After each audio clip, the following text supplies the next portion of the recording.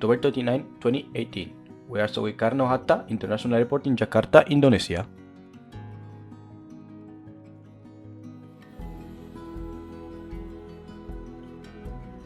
A Lion Air 737 MAX 8, a low-cost airline, is about to take off. On board, there are 181 passengers and 8 crew members, ready to head to Pangkal Pinang, also in Indonesia.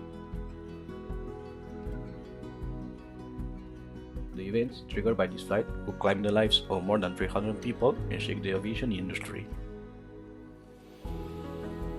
A few years earlier, in September 2014, Airbus introduced the A320neo to the market, the aircraft that every airline had been demanding and waiting for, a safer plane with incredibly low fuel consumption compared to existing models.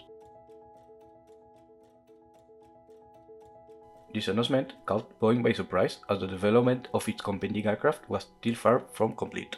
At that moment, Boeing made a decision that would ultimately claim the lives of hundreds of people. Instead of designing a new model, they chose to adapt the 737 by adding more fuel-efficient engines.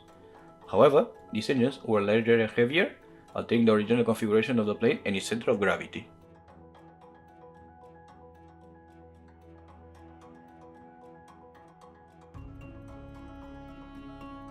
To mitigate the issues caused by this modification, Boeing incorporated an auto-stabilization system called MCAS, although they kept it secret.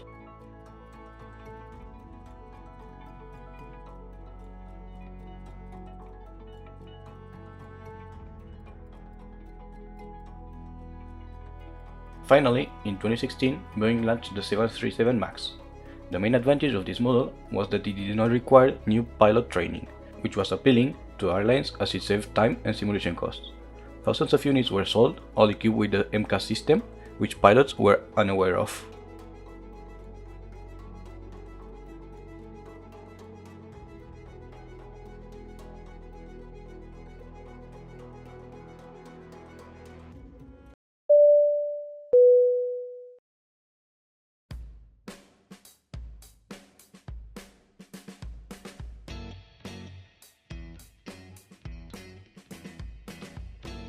The captain of Lion Air Flight 610 is VASAviation, an Indian pilot with over 7 years at the airline and more than 6,000 flight hours.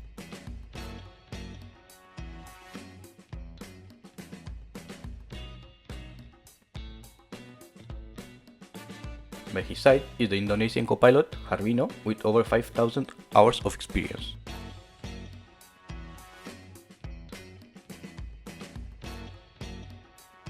The aircraft is practically brand new. It was delivered to Lion Air on August 13, 2018 and has less than 800 flight hours.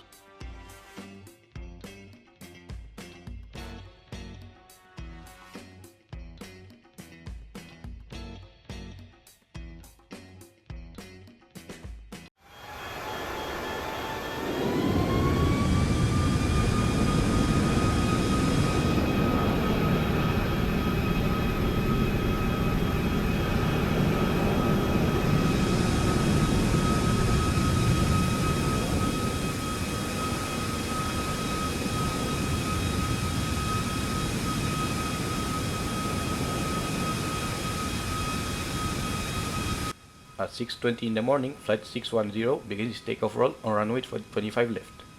It will be a short flight, approximately 1 hour and 50 minutes long.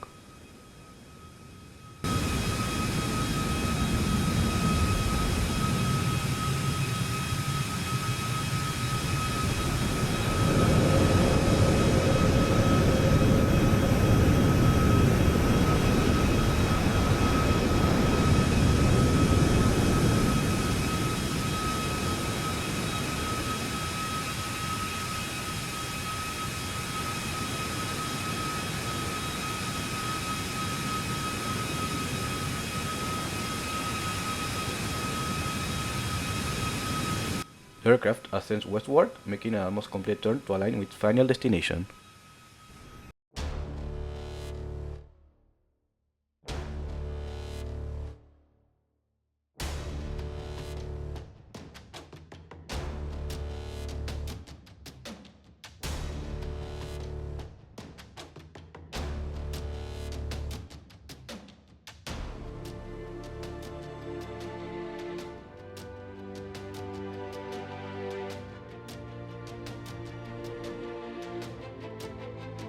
Minutes after takeoff, trouble begins.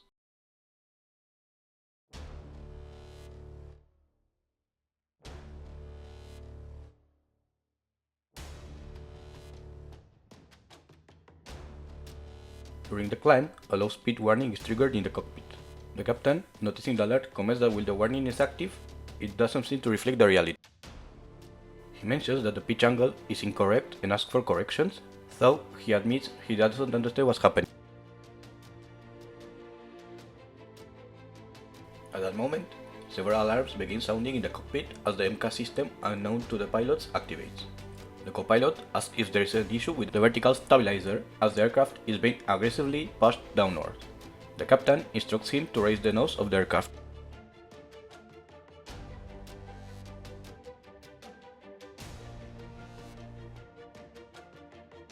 Although the plane begins descending sharply, the captain manages to correct the trajectory and make it climb again. However, this stability lasts only a few seconds before the aircraft is once again forced downward.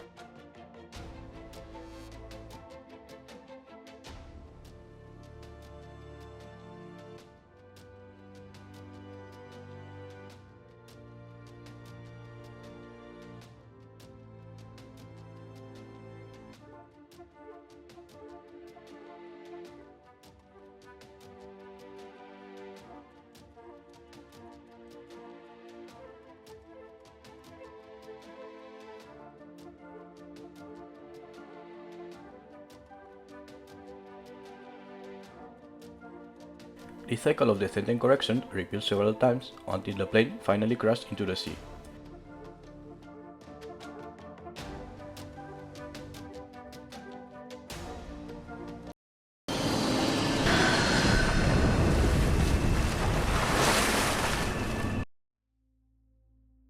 The aircraft disintegrates on impact and all 189 people on board lose their lives. The 737 MAX crash shocked the world, occurring in good weather and with experienced pilots. While the media pointed to technological failures, Boeing and the USA suggested pilot error might have been the cause. Analysis of the black boxes revealed that the MCAS system had malfunctioned, erroneously activating due to incorrect data from a damaged sensor, despite the angle of attack being normal. This exposed serious flaws in the design and certification of 737 MAX, as the pilots were unaware of the existence of MCAS system.